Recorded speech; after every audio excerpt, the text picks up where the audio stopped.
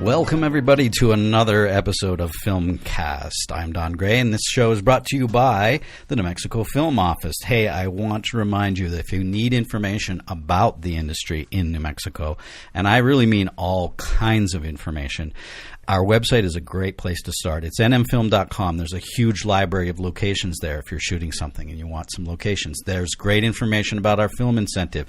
There's a bulletin board that you can actually answer casting calls or crew calls or post your own casting calls or crew calls. So lots of great information there. Also, do please find us on Facebook. If you search for Film New Mexico, you can find our page, and there's always great breaking up-to-the-minute information on that page as well. Today, I have two guests who have driven up from the great city of Albuquerque to join us on the show.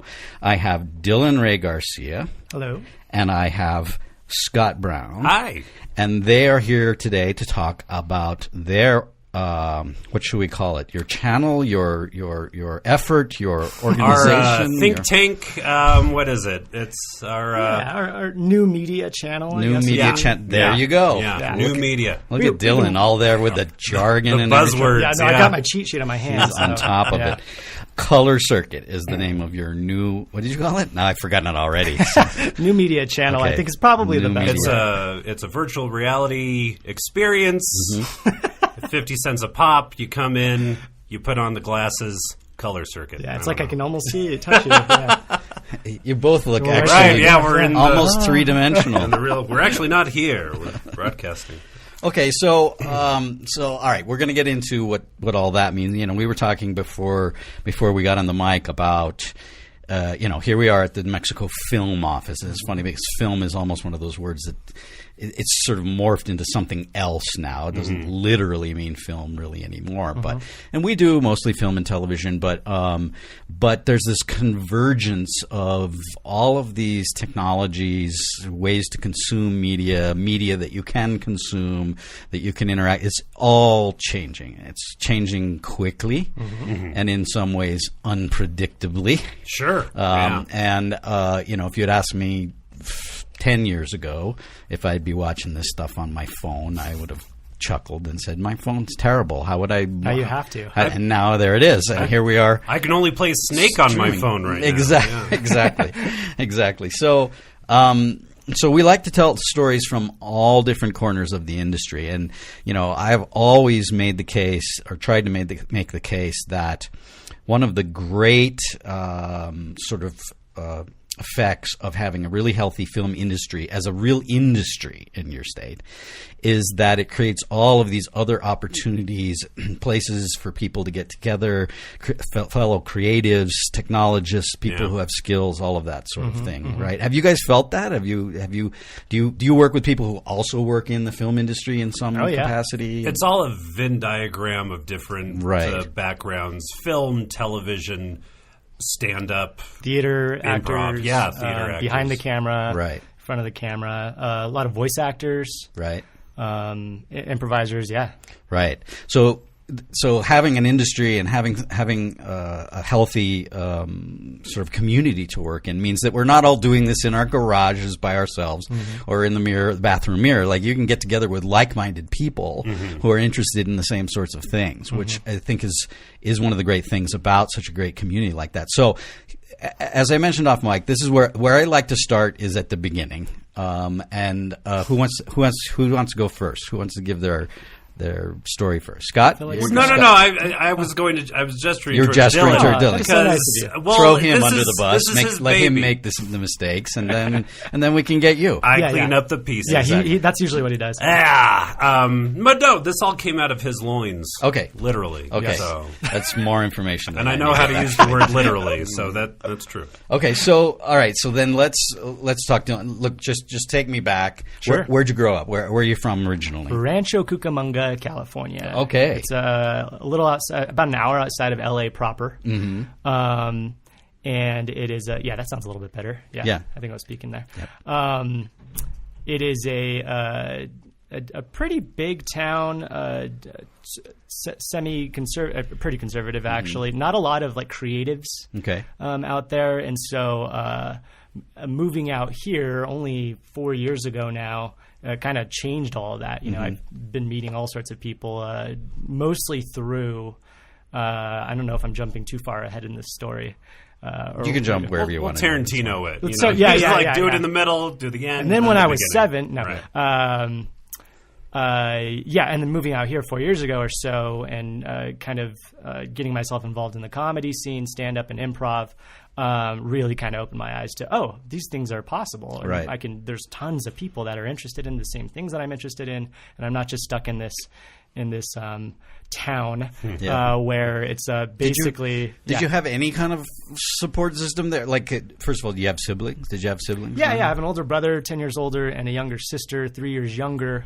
So I'm the middle child. Okay. That's me too. Of 7. Oh, geez. Okay. Wow. Yeah, exactly. Right in the middle. Let's talk about that. Yeah, exactly. It's really got you, Dom. That's my middle child podcast. So, So my brother, who's 10 years older, was a big influence on me. He, I guess, not by chance, we're into a lot of the same things. Okay. We listen to a lot of the same type of comedy. We watch a lot of the same type of television, pop culture, all that jazz. Him and I are very heavily interested in science. I'm currently in a master's program in the Earth and Planetary Sciences department at UNM. Oh, cool. And my brother's a librarian, and he's working right now on a children's science museum type of thing with his local library that he works at. So we both have a big vested interest in that. But outside of that, again, it's all that pop culture and comedy that we very much relate to. And so all of those things we're able to connect with to each other and to few people outside of outside of that, I guess, just because of the way Rancho Cucamonga is. Right. Coming out here, again, very different. What was the biggest culture shock when you got here? Do you remember some impression you had that? Yeah, I guess one of them is how brown everything is. The houses is brown are brown. My last name. Your last name is brown. It's all brown. The people are brown. My last name's Garcia. There aren't a ton of Garcias where I grew up. Right. Really? Yeah. Huh. Yeah. Interesting. It's a very white city. Yes. And so that's definitely one of them. And like these small communities, everybody seems to know each other, and so that's kind of nice, especially coming from LA where it's so sparse. There's just so much of it, and it's so inundated with it that I guess it's maybe hard to find those communities. And again, I'm not from LA proper, so I wasn't able to fully get into that community. Sometimes those suburbs can feel very far away, isolated from If I wanted to go from do anything, the energy of LA. It was an hour away to drive to a concert or to a comedy show or whatever it is. Right. Yeah. Sure. So what brought you to Albuquerque in the first place? School. So my original intention is still in my. You're right. I told you were going to bump that. My original intention and still my intention is to get my master's degree. I have a bachelor's degree in geology. I'm working on a master's in geology, I guess you could say, studying stable isotope geochemistry. I don't generally like saying that because then I have to explain all of that. And what is that exactly? I'd rather not. But essentially what I'm doing is I'm looking at climate change in the past. Oh, okay. Cool. And all the while doing stand-up on weekends and improv on weekends. And now, not just on weekends, 7 days a week we have programming on Color Circuit. Right. Yeah. Very cool. I think we could do a whole podcast again, like Scott, I like your word about a Venn diagram of that, the Venn diagram between creativity and science. Yeah. My father was a physicist actually. And so I grew up very right and left brain. My mom was more the artistic brain of the group. But it is amazing to me how many scientists are actually pretty highly creative, thoughtful people, actually. In fact, I don't think you could really do what you're doing without that level of creativity in your mind, in your brain. And it's we tend to sort of think of scientists as numbers guys and graphs and things, but I mean, even theoretical physicists who I spend a lot of time. I mean, they were some of the most creative people that I've ever been around, actually. So that's an interesting to grow up around theoretical physicists. Yeah, exactly. Yeah, well, and it's funny. I grew up in New England, but then I came out here to New Mexico in the 80s, and my father actually dressed like Robert Oppenheimer, like all the physicists did then. That's great. Like with the pipe and the sweater, and that was one of his idols. So then to come out here to the crucible of all of that was really kind of interesting for me. But anyways, enough about me, fellows. This is really about you, Don. Yeah, it is like all good podcasts really are about the host. Really, yeah. You're the Mark Maron of Santa Fe, New Mexico. Exactly. Okay, so a fellow Albuquerquean, by the way, Mark Maron. That's right, yeah. I didn't know that. Well, he was born in Boston, but he grew up his formative years. Spent some time in New Jersey. Yeah. But then, yes, his formative years spent in Albuquerque. Yeah, his dad still lives in Santa Fe, actually. I think he lives in Santa Fe. Yeah. We'll have him on soon. Yes. Yeah. He's in the pipeline. Okay, so Scott, let's set your my origin story. Well, I was born and raised in Albuquerque. Okay. And then I just stayed there. Okay. And then I met Dylan. It was those 3 steps. Yeah. I stayed in my room. And this took years, those 3 steps. Years. Oh, yeah, it took years, yeah. I'm speeding through it. Born and raised in Albuquerque. I went to college down in Las Cruces. Mm-hmm. Go Aggies. That's the most school spirit I've shown in my entire life. Aggies. Agricultural As in students. agricultural. Yeah. Oh. Yeah. Well, and MSU nice. has like a split campus pretty much where you have like your arts and sciences and then you go down and then there's like animals and there's literally a pen of animals. Yeah, one of the things you had to do is you had to. It was called viewing the wider world. So people who were in arts and sciences had to take classes from different colleges. So I took a couple classes from the ag colleges, and you had to take 2. So I took history of manufacturing. Uh-huh. Woo! Yeah. It was like we learned about factories and who died in factories, and it was a lot of people. Yes. And a very boring class. And then I took what I called a meat class, which was you literally learned about types of cows, pigs. Uh-huh. We had like lab days where we'd go to one of the barns behind the school buildings, and there was a day we got semen from a sheep. Yeah. And wait. Was it already there? oh yeah, the semen or the sheep? Well, both. We had to make it. Oh, okay. The sheep was there. You don't need to go into details. The funny. I'm making a note about editing this. This at minute. When did it go off the rails? Okay, no. Take long. So we had. Congratulations, guys. We had. All right, so it was like, all right, this is how we get semen from a sheep. Yeah. But spoiler alert, they had just minutes before had already gotten semen from the sheep, so they were like a cooking show. I don't think they have the turkey. It was free, but so they went through the process, but they're like, sorry guys, I don't think we're gonna get much from him. He just gave. Dude, let him breathe a while. And then, how many classes are you having? Just so you know, this was very instrumental to Scott's upbringing. Yeah. Like college, you experiment in college, they always say. All right, let me see if I can get this conversation back on track. So, color, sir. Okay. What were you actually studying at MSU? Oh, broadcast journalism. Oh, okay. There we go. There it is. Yeah, that's what we're looking for. And MSU, we were lucky enough to have both the NPR station and the PBS affiliate on campus, so you could work at those stations actually, and we were lucky enough also to have a separate music radio station. Right. So that was what my passion was radio, and I wanted. I was kind of a snob about it because I was like, I'm going to go and work in commercial radio, and I'm not going to do this journalistic. Right. And then I find out when I actually got out of college and got a job in commercial radio, this is terrible. Right. This is where creativity goes to die in my eyes. Yeah. We lost all of our listeners. Exactly. Yeah.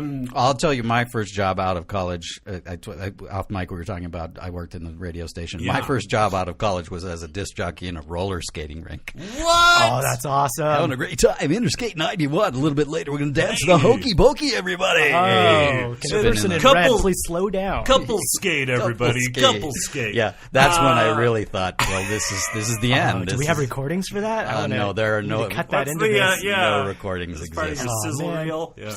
So yeah, I studied broadcast journalism. I really did want to be on radio, and I did. I after college, I moved back up to Albuquerque, and got a job as a promotions assistant. Then I did traffic reporting, and then I was actually on as a producer, third mic on a country radio show.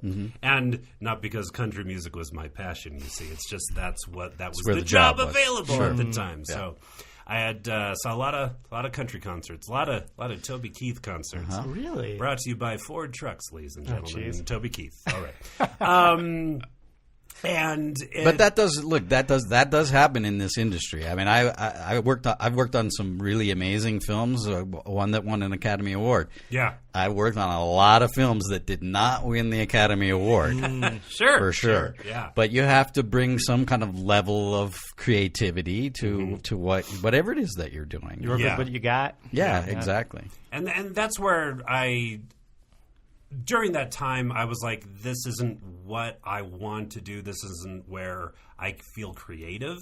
I was known as like the funny guy, the jokey guy on air. It's funny. I don't see that. No, it's me, right? Yeah. It's definitely. It's kind of subdued. Wait, which one of you told the sheep story? I forget. Sometimes I started with the sheep story. You see, I was the sheep. You're supposed to close. You're supposed to close with the sheep story. That's the closer. You don't want to hear my closer. Good night, everybody. But I just felt so many roadblocks, and that's when I found out about podcasting and the freedoms of podcasting, and I got so excited. So I started a podcast with my radio friend, and we did stuff for a few years. We did a weekly podcast for a few years. We tried to do some viral YouTube things. We had a semi-popular spoof song done to the tune of "Do You Want to Build a Snowman" from Frozen. It was "Do You Want to Go to Blake's Man?" It was a very local Albuquerque thing. You may have heard of it. You may have heard of it. I'm that guy. That guy. Yeah. I have the CD. That's my bought it at the merch table. My other T-shirt is the freeze his frame Christmas of album's YouTube. coming out. I like it. But it was just that's what I wanted to do. Is just like have the freedom to say what I wanted. But I was doing it with somebody who was much more invested in radio. So it was like kind of a two fighting ideas. Like I loved the freedom of podcasting. He still had a lot of deep love for radio, and that's where he flourished. He actually flourished very well under radio, and I felt stifled and kind of Holden Caulfield about the whole thing. You little sheep. Speaking of sheep. That's the theme. I don't know if you knew that. That's the theme of this podcast. So that when I met Dylan, and later I would take improv classes. We met at the Box. Actually, his girlfriend and I came up through the ranks in the improv classes at the Box. Right. And Dylan, you were a class ahead of me. Right. Yeah. Yes. But then we eventually took some classes with Barbara Kerford. Our link who works for here. the New Mexico Film Office.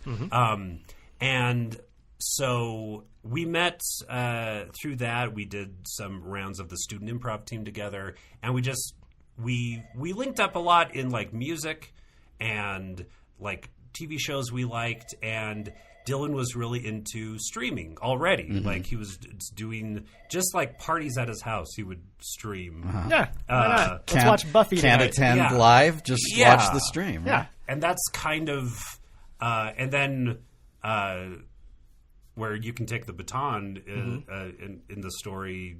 Like that's where you and another friend of ours kind of had this idea for... Yeah, so like Scott said, we connected body, mind, and soul. So... I know the romantic music I'm going to put under this. Yeah, please. I've already selected it in my mind. Yes, of course. Always tasteful here. So far it's been, right? Yeah. New Mexico works. So a friend of mine, Barbara, Kendra Brand, a local stand-up comic. She's been doing improv for quite some time. She's produced a ton of shows, so she was ahead of me on that front, and that she had been doing this for years. Dinner Detectives, all that jazz. And I was taking a stand-up workshop once, and I had mentioned, I don't know how this really came about, but I had mentioned that I wanted to do a puppet comedy show. I was a puppeteer as a kid, and I had been watching some more puppeteering as an adult, just kind of like, came back to me, and she heard me, and she got excited, and so we're like, you know what, let's maybe hook up and get this puppet comedy show off the ground. Right. We started to make a puppet. It took like 8 weeks to make one puppet. You'd have weekly meetings. One puppet. To make one puppet. It's a good looking puppet. It's sitting a great in my living room. Yeah. But God, that took so long. Yeah.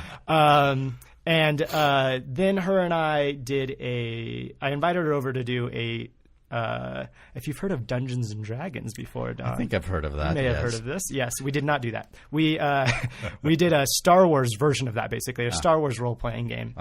And I decided to film it. It was just going to be a one-shot or a one-off, meaning you can get this game done within a couple hours or a couple days. Most role-playing campaigns take weeks or months, for instance. So we did this one-shot. I live-streamed it to Facebook. We got 4,000 or 5,000 views. And that was our first, my first, semi-successful show that I had done online. And then she came up to me afterwards and said, you know what? I believe in you, Dylan. She's my age. I don't know why I'm talking like she's old. Right. You got what it takes, kid. Yeah, exactly. She had the giant cigar. You got the goods. No, she had mentioned that she had offered me a chance to co-host on a podcast that she was going to be starting, where we interview traveling comedians, stand-ups, improvisers, the like, maybe writers. And I told her no. I want to do a thing called the Color Circuit. Well, the name came out around later, but many meetings on that. But I want to do this thing more than the puppet meetings, or less than the puppet meetings. I think a little less to make the name. Yeah. That's a whole other story. I said, no, I don't want to do your podcast. Instead, I want to start an entire channel where that is one of many things that I do. It never became a thing. Yeah, well, no, it did. The Chuckle. puppet thing. Puppet yeah, stop. I was thinking of the puppet thing. No, puppet thing never happened. The podcast where we interviewed stand-ups, we did do a handful of episodes. We interviewed some awesome comedians, Jamie Loftus, and a bunch of others. Then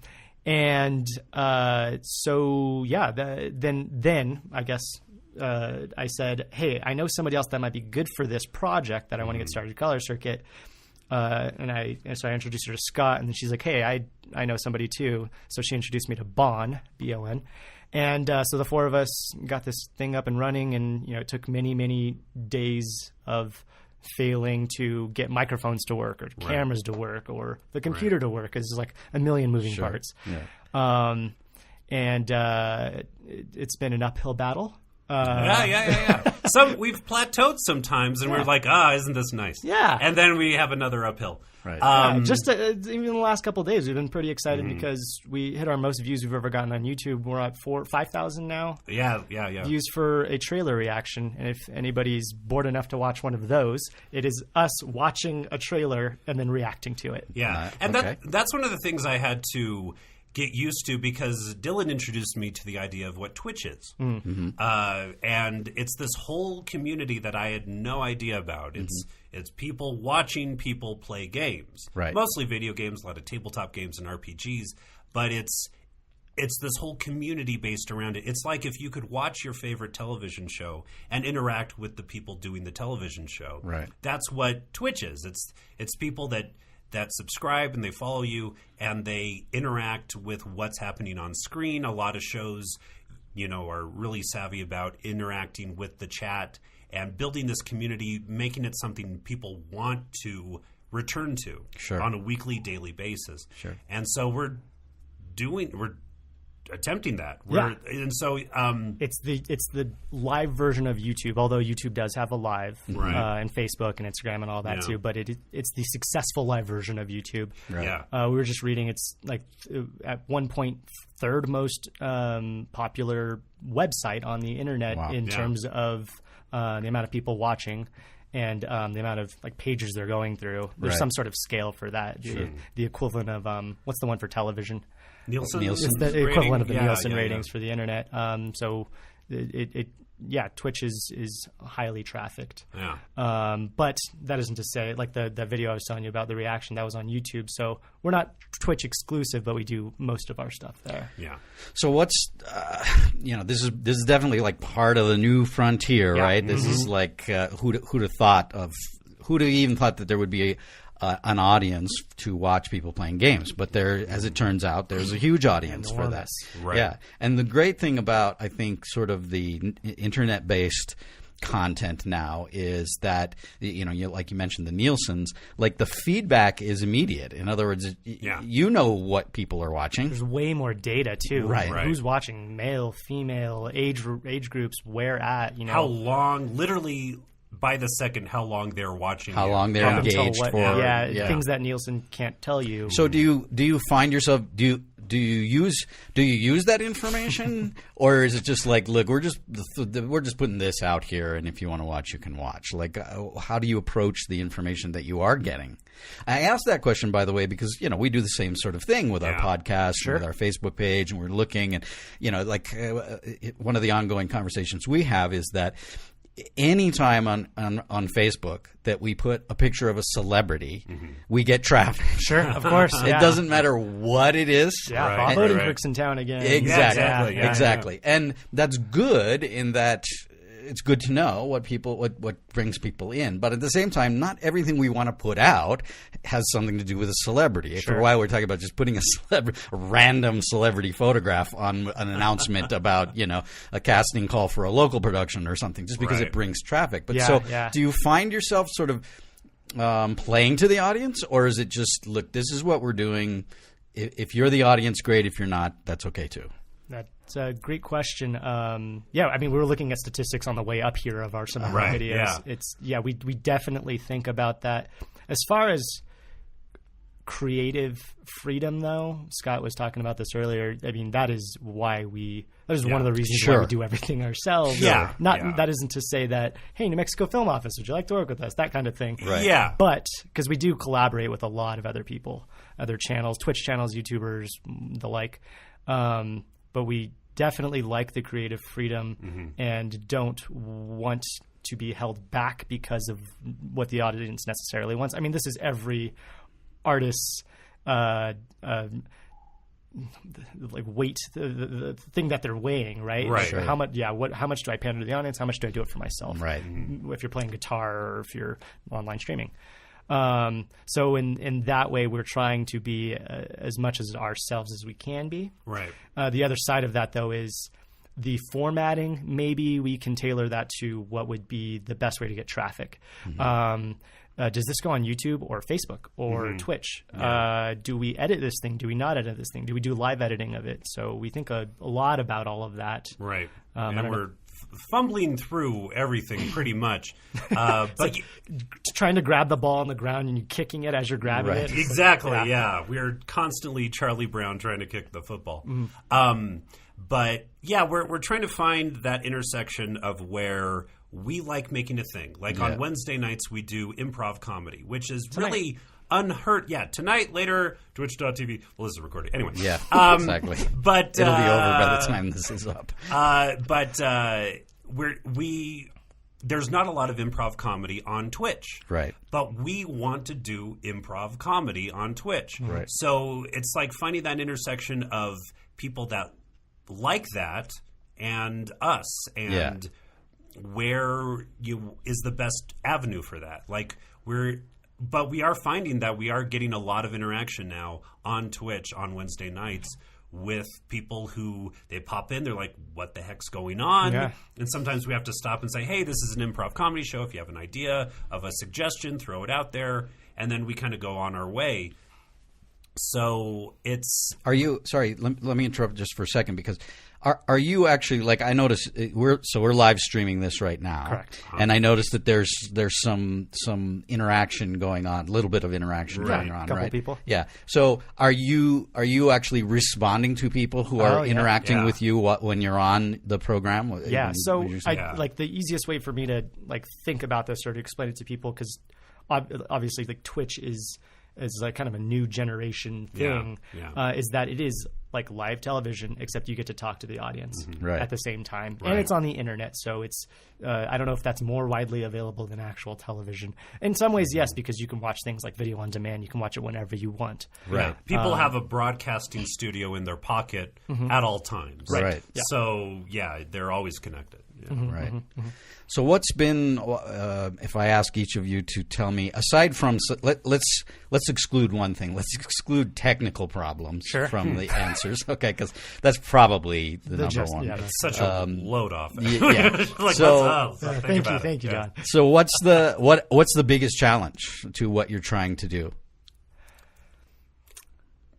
Garner audience might be Yeah, one. get audience. I mean, I was going to say get people interested locally, but that's really not a problem. We've been really blessed with a community of people who want to help us out. We now have, like, we started with the 4 core members, and we've had some, The circuit board. the circuit if board, will. you see. Thank you, Don. Ding.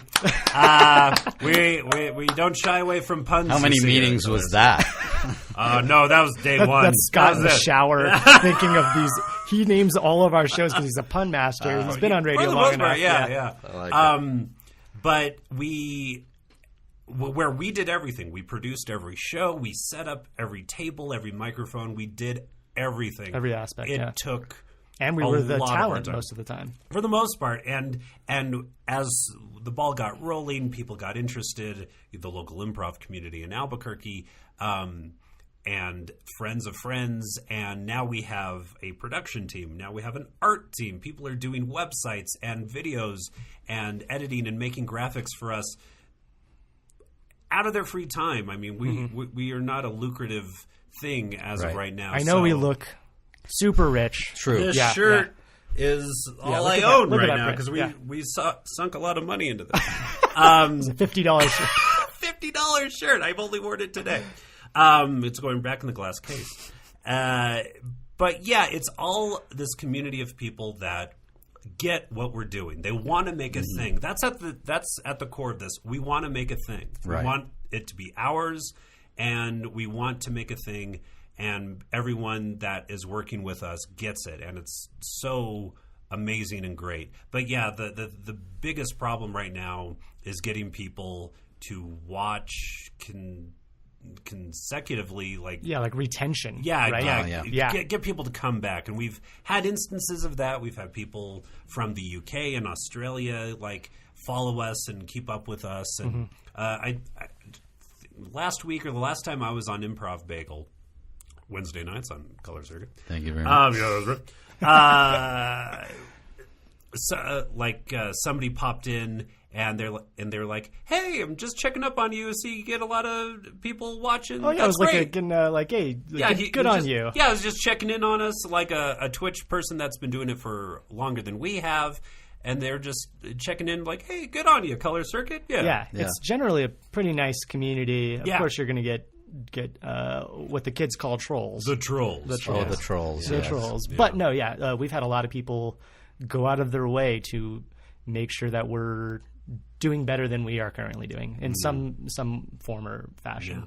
Yeah. But one of the things that we've, especially in the new year, we started this in 2017. In 2018, we went to 7 days a week, every night at 7 p.m. Mountain Time, whether a daylight or standard, 7 Mountain Time. Having a show every night of the week. And now we've branched into earlier in the day programming, so we have 3 p.m. Mountain Time and 7 p.m. We started 3 to 4 shows a week on whatever nights worked for all of us. Yeah. And now our team is so big, and we have a regular roster around 25 or so people a week, most of it being actors and comedians, hosting shows. Now we don't have to be on everything and be behind the camera all the time. So 3 or 4 days of that a week to 7 days a week with all these people that are just fantastic. And, like Scott was saying, sometimes during the daytime, so up to 14, 15 shows a week. It's crazy. Quantity over quality, right, Scott? That's right. If you just shove enough, that's our tagline. Yeah. If you just shove enough stuff on the internet, something's going to hit. Exactly. Something. Our goal is 24 hours of something a day. You mentioned what's been hardest, like on a personal level. A lot of it is the stress of being live is a large part of it. Because nobody wants to have a better show than the people that are on that show or the people running that show. Yeah. And nobody wants the audience to experience something worthwhile than more so than us. Sure. All of those things. And like Scott said too, like taking a lot of stress off of me personally or him personally of having to do something every day and thinking about it all the time. We still think about it. I'm at a point now where I don't think about it all the time. You probably think about it all the time. I can't stop. Yeah. It's probably not healthy. Yeah. Oh no. Yeah. Like I can see. Yeah. Because there was a point where last year when Color Circuit started, I was at a job that I had to wake up for at the time of 2:50 in the morning. Oh my God. It was a TV floor crew job for the morning show at a television station somewhere now, because we're not going to say. And I did that 5 days a week, and I did Color Circuit. We didn't get things going until like 8 p.m. On a good day. Because, again, we were working with technical issues, streaming camera, whatever, and those things would go to like 10, 11 at night, and I was doing that maybe 4 nights a week. So you were getting it hard. 4 hours of sleep. Yeah. Yeah. And I hit a wall hard, and I had to take a step back. And it's partially like we love it. We want it to be good. Sure. We're invested. It is a passion project. Yes. Yeah. And we want it to be the best it can be. So now we're at a point where I at least I do feel like an executive of this channel. I think of it as a thing, a channel, a network, and we luckily now get to step back and be like, what do we want on our channel? A handful of weeks ago, we had a meeting where our producers brought forth their ideas for new shows. Right. And we got to look at it kind of in a new way of like, all right, what do we not have on our channel right now? We have a show that one of our producers is really passionate. He's really passionate about wrestling. He knows all about like the 80s, 90s, television wrestling and all that stuff. And he's just super passionate about it. And that's one of our newer shows that we're trying out. And I have nothing to do with it, but I have full support in it because I know he loves it, and that's what I would want on this channel, is somebody who's just super passionate about a niche market, and just have a platform to talk about it. Right. And he has his wrestling friends on, and they talk about wrestling and what's happening in wrestling, and just like that's one of the great things that we can do as a channel is be an outlet for people who have these really weird passions. Well, that's a great point. And wrestling is a weird passion. It is. You're weird if you love it. And that is one of the great things about all of this stuff sort of heading that way, because, back in the days of 3 networks and a handful of studios, they had to sort of distill down to what the largest, audience would be interested in and go with that, right? I remember at one point in my life that I was surprised that there was there's basically a magazine for any interest, right? I mean, I saw like a magazine that was just about pens. Like writing pens. Like it's a whole magazine about that, which isn't one of my interests, but it's somebody's interest. Enough to support a magazine. But in this particular case, you can really get kind of micro fine about what people are interested in, and let them consume, right? Yeah. So just that's great. The other thing I want to point out too, Scott, is I think that in your conversation talking about sort of finding co-conspirators, I think that's one of the things that we sort of from time to time take for granted here in New Mexico, is that there is this pretty incredibly vital creative energy and community here that you don't necessarily. Well, you don't find it in Rancho Cucamonga, California, necessarily, right? Like, good job remembering the name. I almost just said anonymous suburb in LA because I wasn't sure I was going to remember it. But you got it. You hit it. I got it. So, and having that community to feed off of, especially in a situation like you're describing. Well, actually, look, one of the amazing things that came to me when I got into the film industry was that it's not possible without a community. It's not possible without a group of people all working to a common goal. And it's amazing that movies ever get made. Exactly. Yeah. And like, I have an idea for a movie to it premiering in an actual theater and the hundreds and being of any good. Saying, being any good. You know, I mean, it's a lot of work to make a bad movie. Like, so there's no guarantees there, but that is an exciting part of that about the community, and the New Mexico community is so accessible. It's not hard to find co-conspirators here. It's not hard to find a wrestling guy. It's not hard to find a tech guy. It's not hard to find some people who can be on camera comfortably. They're out there. Yeah. And that is one of the great things I think about the industry that we like to continue to stress. So a couple of last questions. One of them relating to that, which is, let's say I'm out there, I'm listening to this podcast. Maybe I'm a kid in school, or somebody sitting in my basement with some interesting ideas. Where do they start? What is your recommendation? Like, how do you get going? How would you advise somebody to start their own effort that might be of interest? Okay, I was going to say, just go to colorcircuit.com. No. If you go to our great website, colorcircuit.com. How does a... Well, there is... See, look, that's an interesting reaction because... But what I find interesting about what you guys are doing and how you're doing it, it's more niche. And so the pressures of competition, I think, are less. In other words...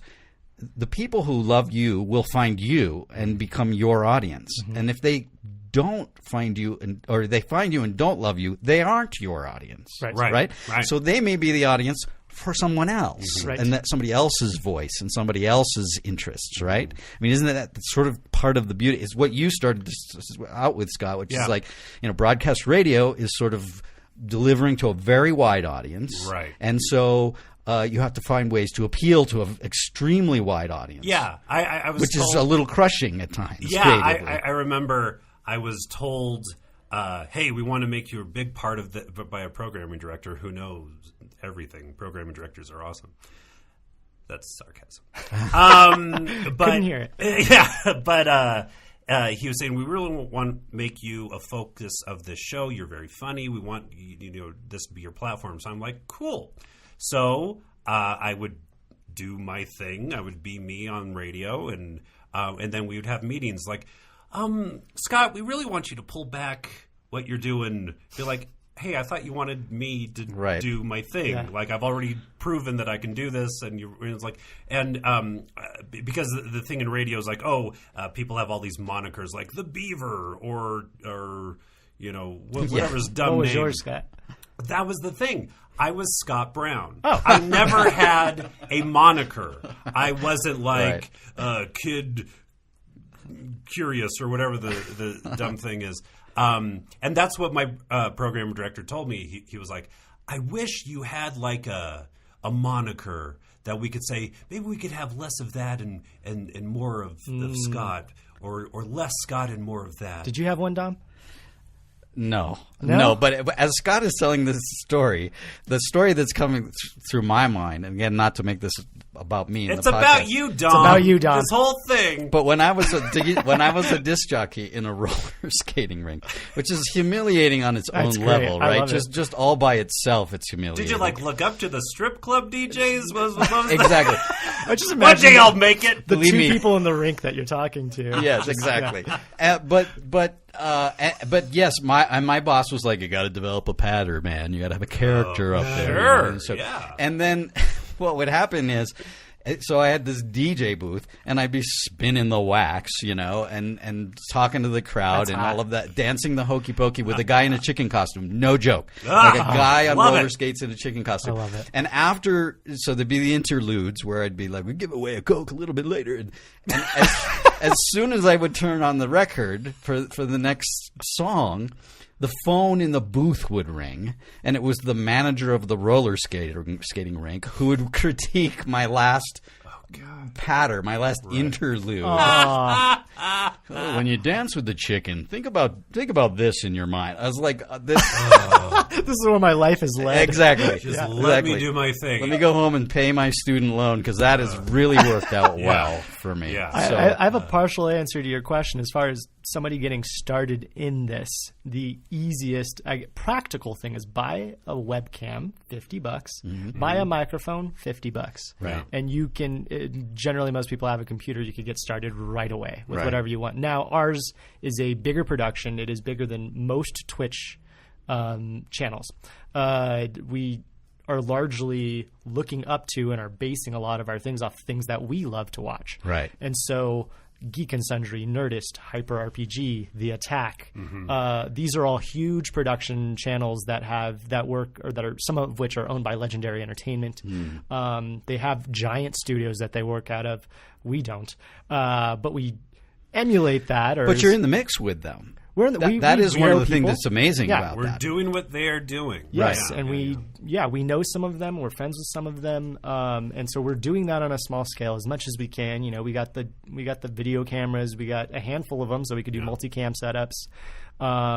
We got a lot of microphones. We got just what does their stage look like? What is the tone and presence that they're trying to give when they're online? For me, watching it originally, and one of the reasons that Color Circuit got started is I liked going to this and feeling like I was sitting there with a bunch of friends watching a movie or talking about video games or whatever. We do a movie, Scott and I do a movie show together where we talk about film and television for a couple hours, things like that.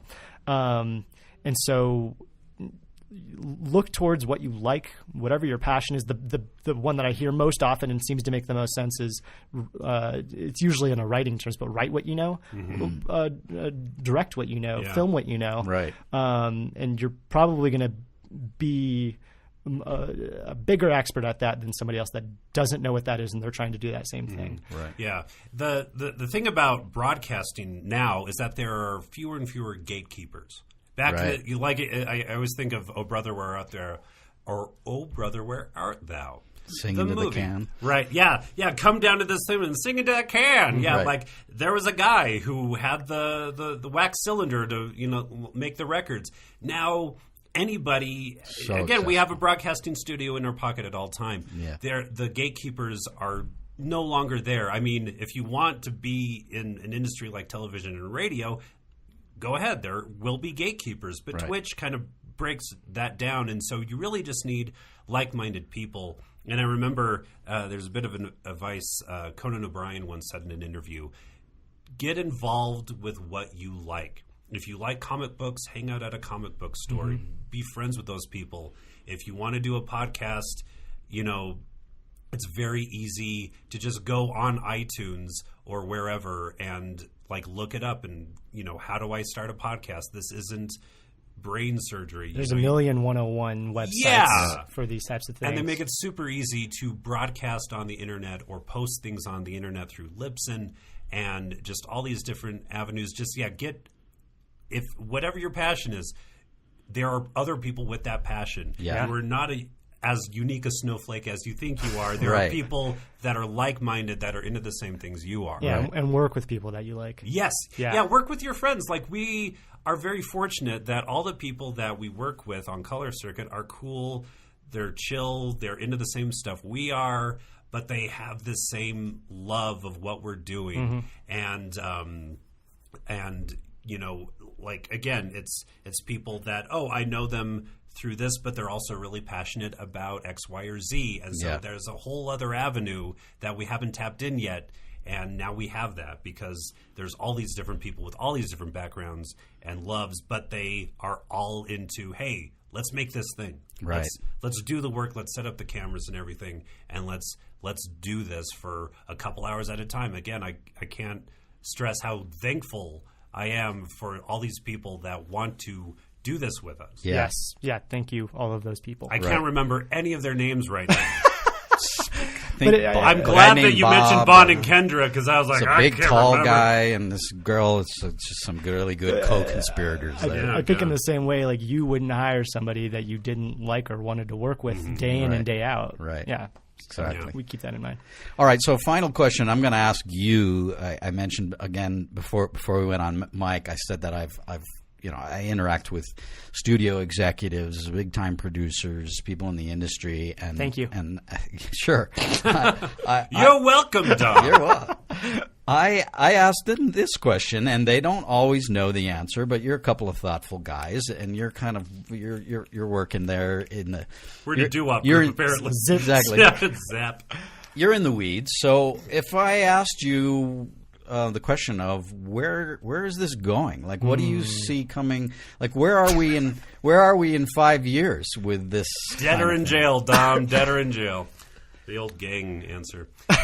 Remember from my DARE training. 5 years, man. 5 years from now. Well, it's really hard to predict. Things change so quickly. There are things. There'll be something in 5 years we can't even think of right now. Sure. Right. But it's a really I think more than ever, complacency in media is a death sentence, right? I mean, you have to be thinking about these things. Television was television for 40 years. It was the same entity, right? And it didn't really change in that period of time. It's in the last 5 years, it's changed more than it did in the previous 40, right? Right. Television, which now I always use with air quotes because television isn't really television anymore, right?